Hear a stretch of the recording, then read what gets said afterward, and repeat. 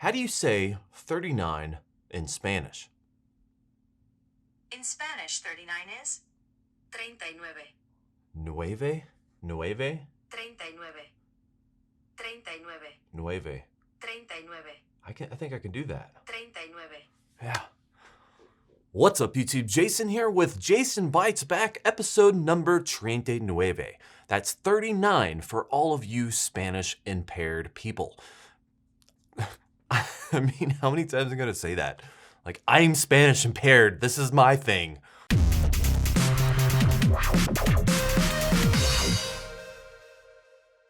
Yes, this video is late because last night I had a choice. I could either, drink beer and play video games, or I could work on a Jason Bytes Back video for Saturday morning.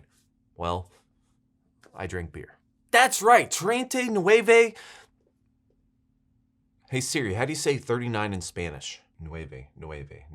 39, episode number 39 of Jason Bytes Back. Holy bananas, that sounds like a really big number. I'm almost to 40. That's 40 months. Wow. Well, in today's Jason Bytes Back, I'm going to give a special little, reminder for those select few who are going to see this before the 3rd to go register for the Synology giveaway if you're in the United States. And I'm going to touch base a little bit on that with the question that I picked.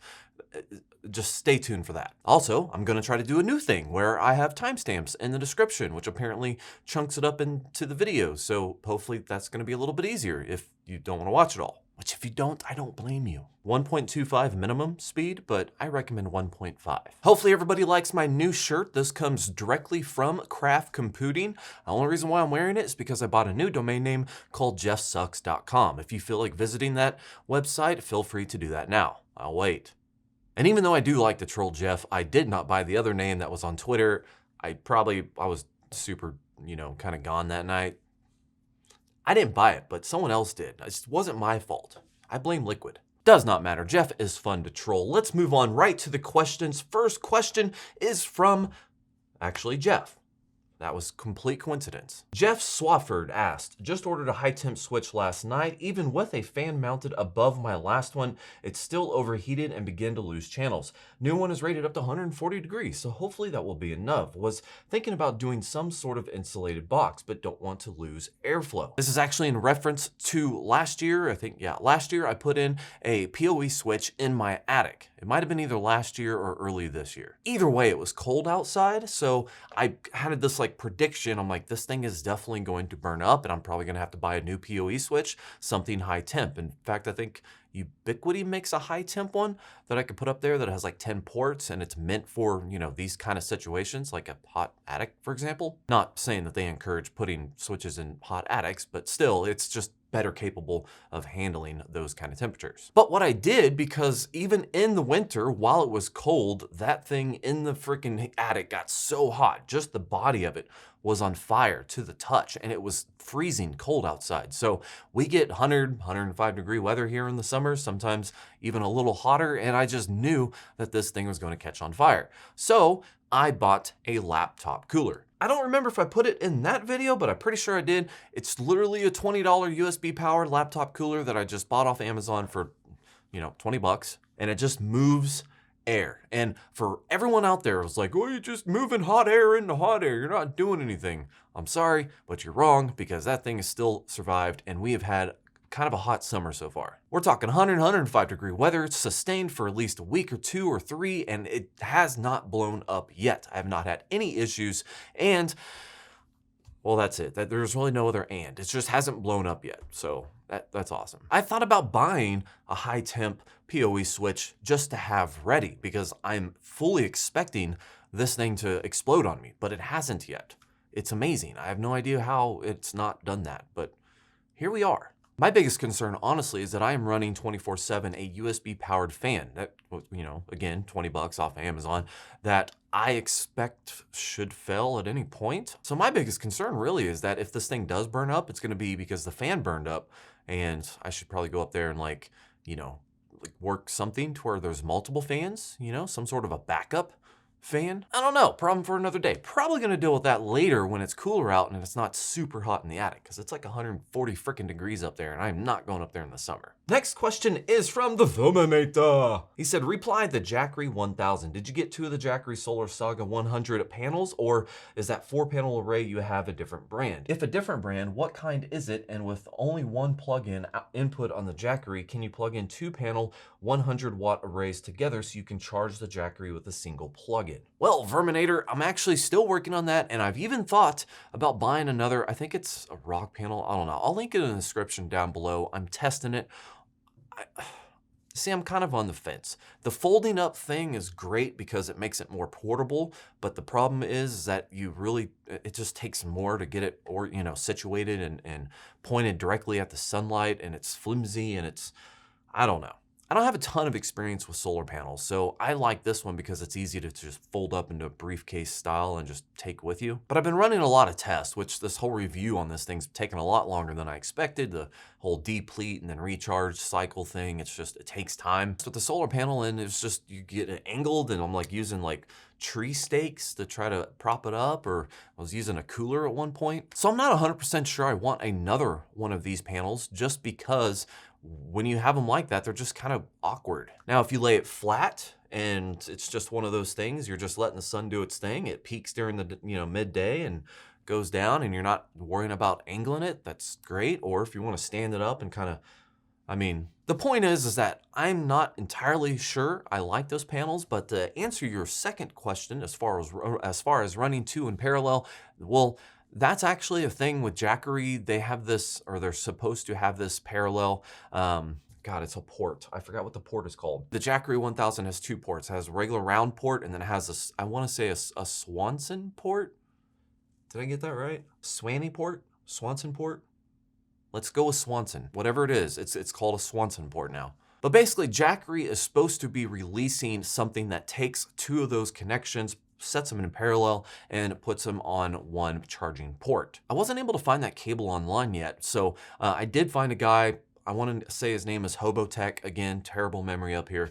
He does a bunch of these reviews, and I watched one of his videos where he took 2 panels and he literally just wired them together. So he took just those cables, he took red to red, black to black, he attached them together, and they went to one Swanson plug-in, and it charged not necessarily at twice the speed, but it did charge faster with more power. Pretty much the Jackery 1000 is only capable of handling 30 volts-ish total charging capacity, so it has a limit to what it could do. The panels themselves are usually 18 to 20 volts, so when you combine them together, you're overvolting, you're overvolted, and it's only going to handle so much. It has a controller in there to limit how much it takes in. So you can technically do it if you wanted to, but there's no like official cable that I found anyway that allows you to hook them up easily. I'm sure there's probably like off-brand cables out there, but from Jackery specifically, I did not find one. I am so awkwardly excited about this battery. It's so weird. Like, I was shooting a Patreon video that I released, and I tested out running my 80-inch TV with my full surround sound and an Xbox and the network switch that handles everything in the entertainment area, and that lasted for about 2.5 hours. So that was kind of cool, just off a battery. Zombie apocalypse?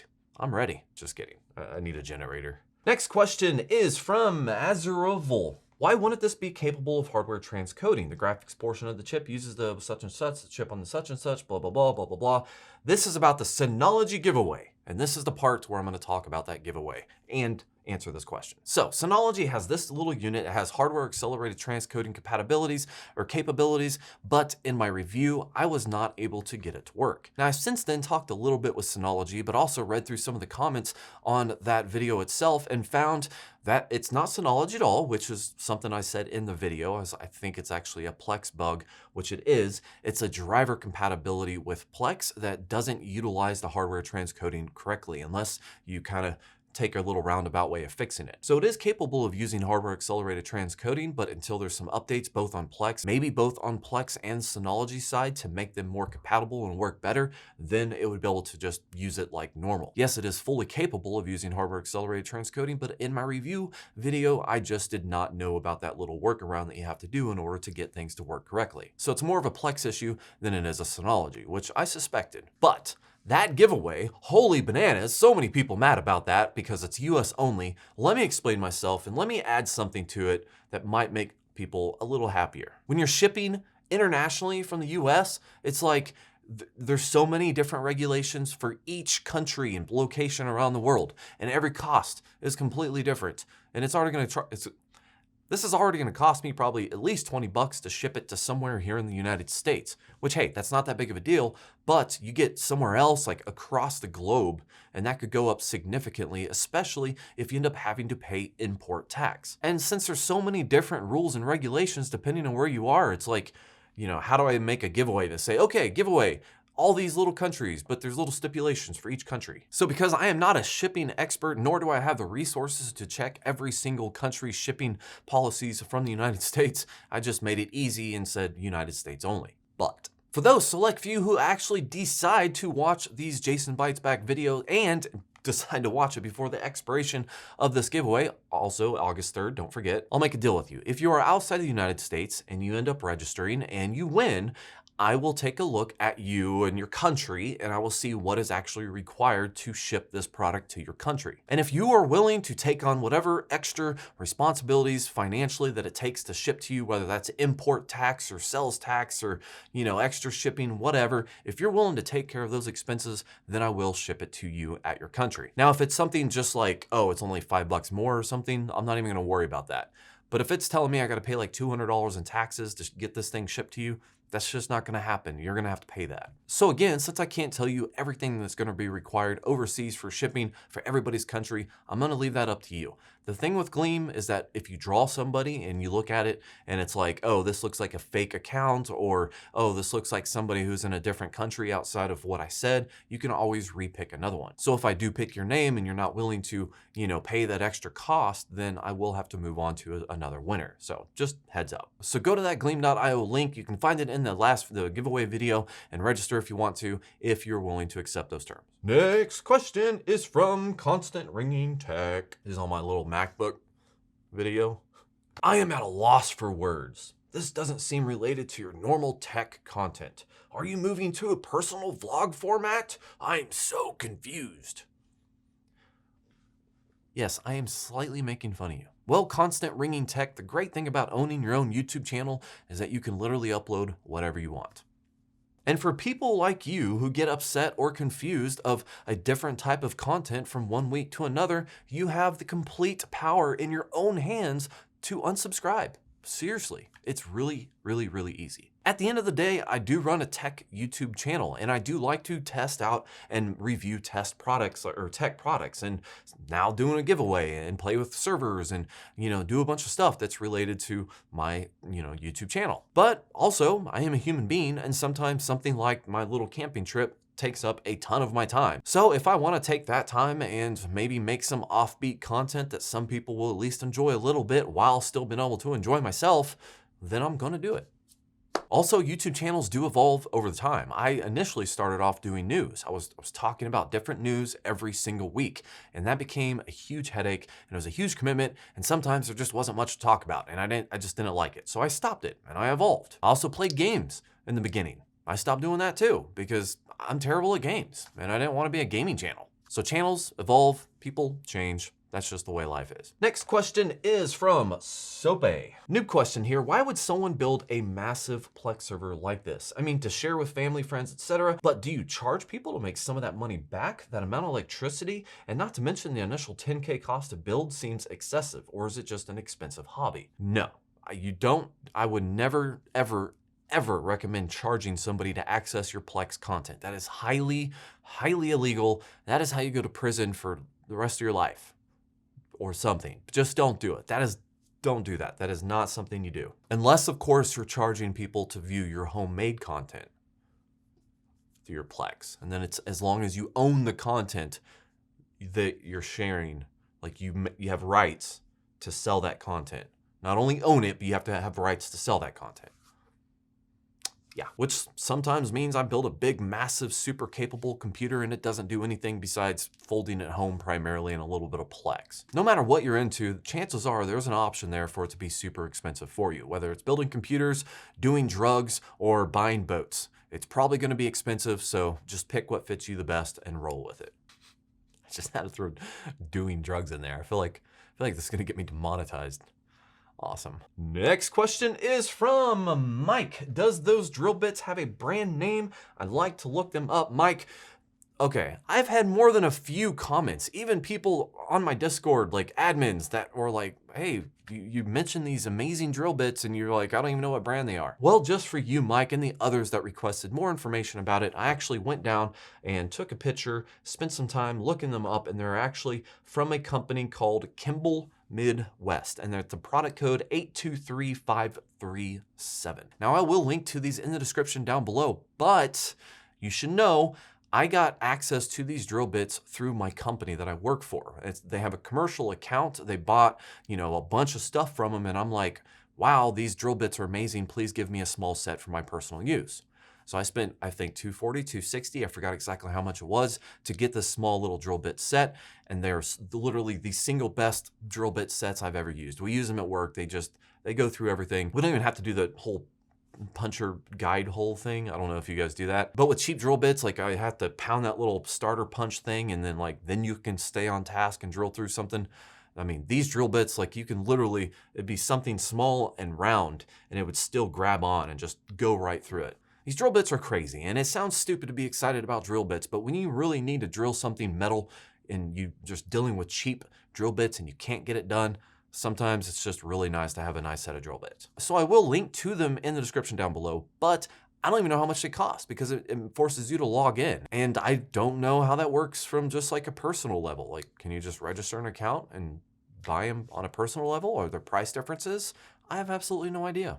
But I did find a video on them if you want to learn more about them. They're like polyalloy or some shit. That'll also be in the description down below. Some of the best bits I've ever used. They drill through all kinds of crap, and it's amazing how reliable they are. Again, super weird to be excited about it, but people have asked, so now I've answered. Next question is from Joa.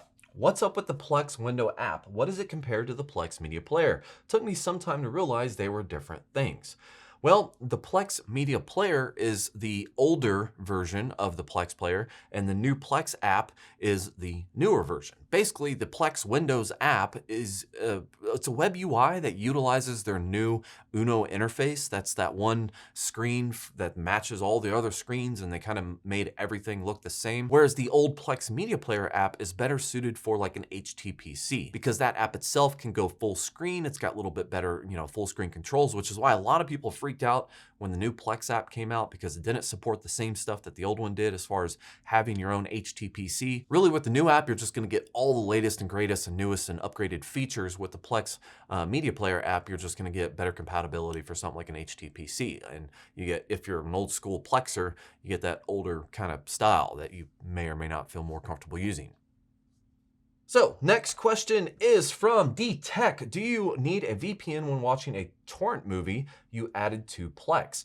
Can't get it linked to my Buzz on my smart TV, but it's linked on my smart TV. Well, first off, torrenting movies are bad. That's not recommended, and you should never do that. But if you did want to stream a movie from your Plex media server that you might have obtained via a torrent file, then you're probably going to be okay without running it behind a VPN. And the reason why I say this is because Plex usually uses end-to-end encryption from the client to your server. If for some reason it's having a connection issue, it does have the option to revert to a non-secure protocol, but you can disable that to where if it says it's not secure, it just won't work at all. And if you have end-to-end encryption and you're only using a Plex client and a Plex server and they're both encrypted, then you're not going to run into any issues with your ISP. But if you are downloading this torrent without a VPN, that's how you get in trouble. Because these companies that own the movies hire other companies to go out and download those torrent files, and all they do is just capture all these IPs that are downloading these torrent files, and they send out notices, and that's like a whole nother rabbit hole. But you know, that's when you want to use a VPN. If you do, hey, NordVPN, down in the comments below, you get a huge discount. In fact, NordVPN has started doing this thing where you get, instead of having to do 3 years to get a full discount, you only have to do 2 years to get the cheapest price. So check out my links in the description down below. It's pretty nice. NordVPN also has the option to do a kill switch. So if your VPN's off, it will stop things like torrent programs. Make sure to use my code, get your discount. Next question is from Mike. How come you always use consumer grade products for 27 use devices? Is there any reason to not use enterprise grade products besides price? Well, Mike, that is actually a fantastic question. Zeus was originally an enterprise class components, just complete built right from the reused factory. But in my experience with enterprise class stuff, and I've done multiple cases that came like this, is that they are loud. Right? When you make enterprise class stuff like servers, they're not built to be quiet because they're usually in an enterprise environment where they have custom cooling and they have sealed off rooms and they got soundproof stuff going on. They're not meant to be quiet. So with Zeus, I had to modify and create a custom cage to use Noctua fans to make that thing quieter. And with Loki, I ended up having to swap out some of the fans for Noctua fans as well. Although I did swap 3 of them back, there were 6. I did swap 3 of them back to the higher RPM fans because during rebuilds, those hard drives would get a little bit out of my comfort zone because it was really hot in the server room. But you were replying to the ultimate P2000/Ryzen build, the Angry Inch, which is obviously bigger than this, but basically this form factor. And yeah, sure, there might be enterprise gear out there that can do that, but from like a repeatable, like these are new items that you can purchase online if you want to follow this build guide, which I have had people tell me, they've come on my Discord, they're like, dude, I built exactly what you had, minus, I changed an SSD or I used this different part or I got different fans, whatever. I mimicked exactly what you built, right? Based off that build guide. So I'm not here just to get the cheapest, best, enterprise stuff. I'm here to see what I could do with different gear that other people can replicate if they want to. And I love that Angry Inch build. I end up using it for a Blue Iris server. It's not used for Plex server, but it could be used for a Plex server. And that thing is just small. It's awesome. It still works. Everything runs cool. I mean, that was a great build. So I like using consumer products because it's fun. And for the most part, I haven't had issues, except for Loki's motherboard going out and MSI screwing me. So I guess to side note that, Loki went down, Loki broke. I got Loki up and running with an X99 chip, a 5960X, that has a water cooling thing on it, and it's laying on the floor still, not in the rack. It is fully functional, and I am actually kind of in love with the 5960X running on Loki. But I sent off my motherboard to MSI. MSI sent it right back to me, said I was approved and it was repaired, and nothing changed. It was the same exact board. Nothing was done to it that I could see anyways. Not that I know what I'm looking for, but when I plugged it in, it had the exact same error messages. A VGA error message on the little pop-up thing and an overvoltage thing. There's nothing in the ports. Everyone keeps saying check the USB ports. No, nothing is in the ports. The ports are completely clean. It's just the same exact problem. So I contacted MSI, said you did absolutely nothing to fix this. It's still broke. And they're like, well, we're sorry. We'll submit another RMA for you. Great. So I waited a month to get the first one, probably gonna wait a month to get the second one, and they may or may not just do the exact same thing, which is nothing. And I'm not gonna have a working $650 X570 motherboard. Which really sucks because up until now, I've had really good experience with MSI products. I know everybody out there has their brand. Ford sucks, Chevy sucks, MSI sucks, Gigabyte sucks. Like everyone is passionate about their brand. Congratulations, like Seagate. Seagate sucks. Western Digital, amazing. But that's my brand, that's my personal opinion. You don't have to share that opinion with me. It's okay if you're wrong for using Seagate and not Western Digital. That's fine. If you want to be wrong, that's okay. But MSI has always been a good brand for me. And now, something goes out without cause, and I'm kind of getting the workaround with them. So that kind of irritates me a little bit. I'm probably not gonna boycott them. I mean, they still make good stuff, but it just kind of sucks having a bad experience like that. Next question is from Vishal. Can you please let me know which camera, Amcrest or any other brand, has the highest microphone sensitivity for high quality audio monitoring? Well, Vishal, I've talked about this before, but I have a new favorite camera, and that is the Amcrest turret camera. It's a 4K camera, and it can be used outdoor and indoor, but basically the reason why I like it is because if you use it outdoor, it separates the camera from the infrared lighting, which sounds really stupid, but even with other cameras that have audio from Amcrest that are outdoor, like it'll have the lens and then it has a circle around the lens with all the infrared lighting, which if you live in where I live, Kansas, there's a bunch of bugs, which you probably have bugs as well, attracts all the bugs during the night.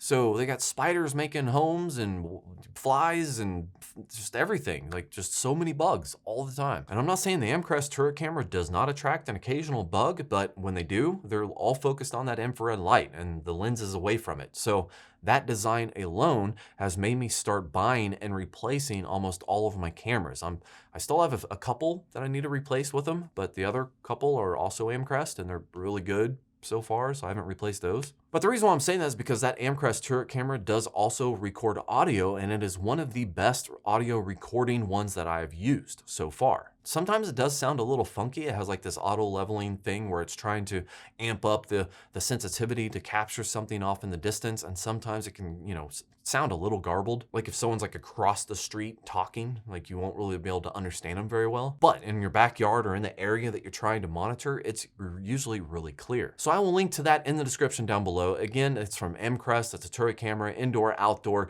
So far, it's the best audio and video that I've found. Also has a super wide angle lens, so that's nice. It's definitely my favorite camera, so I will definitely link it in the description down below. Next question is from Lucky Y'all. Why the heck would anyone store CCTV footage long term? You like watching grass grow or cars driving by?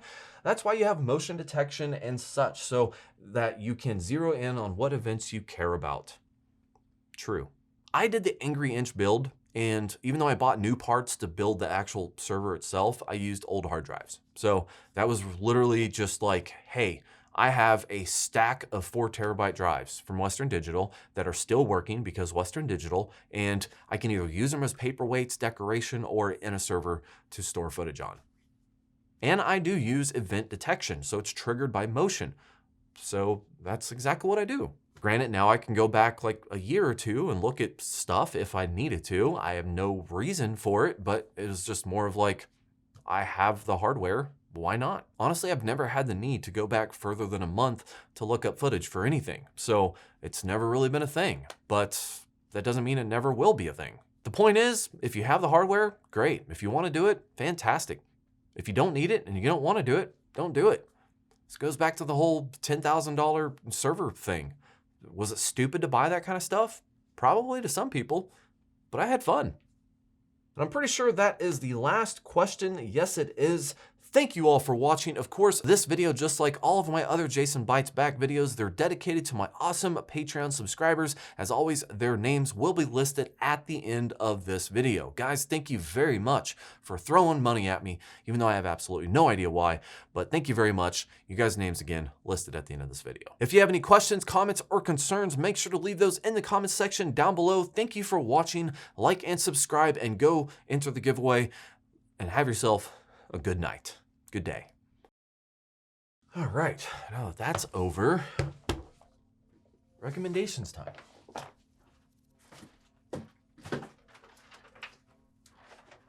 Yeah, this is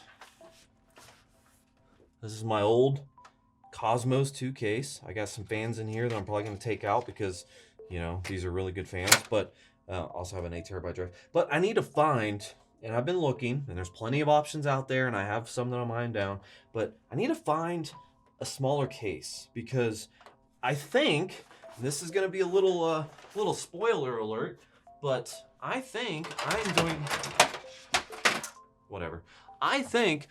going to be moving permanently over to my X99 for Loki, because there's a lot of reasons to it, but the gist of it is that the X99 5960X is super reliable, doesn't have a lot of boot up bugs, doesn't have any, like half the issues that the MSI board has had from the beginning.